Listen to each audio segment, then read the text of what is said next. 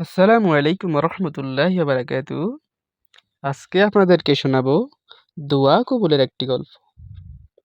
অন্যের জন্য দোয়া করার সুফল।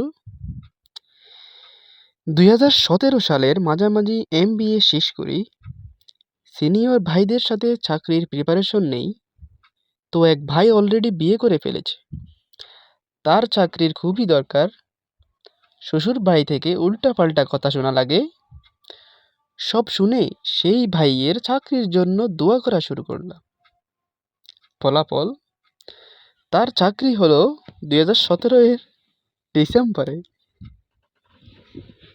আর আল্লাহ আমাকে দিলেন 2018 এর জানুয়ারিতে। তারপর 2018 এর জানুয়ারিতে চাকরিতে জয়েন করি। কিছুদিন বাদেই শুনি আমার এক কলিগ বিয়ের জন্য চেষ্টা করে যাচ্ছে, কিন্তু হচ্ছে না। শুনে আমার খুব খারাপ লাগলো। সেই দিন থেকে সেই ভাইয়ের জন্য বিয়ের জন্য তার দোয়া শুরু করলাম। ফলাফল, আমাকে আল্লাহ তাআলা 18 এপ্রিলে বিয়ে দিয়ে দিলেন, আলহামদুলিল্লাহ। আর ভাইকে অক্টোবরের দিকে দিলেন, আলহামদুলিল্লাহ।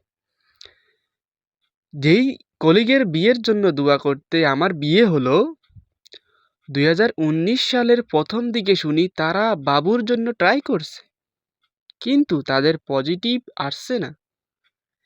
আমি সহজ সরল মনে ভাইদের জন্য আবার দোয়া শুরু করলাম।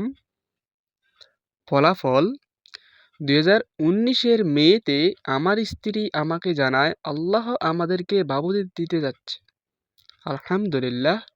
সেই রাত যে আমার জন্য কত আনন্দের ছিল আমি তা বুঝাতে পারবো না। তারপর 2019 ডিসেম্বরে আল্লাহ আমাকে একটা কন্যা সন্তান দান করেছেন, আলহামদুলিল্লাহ।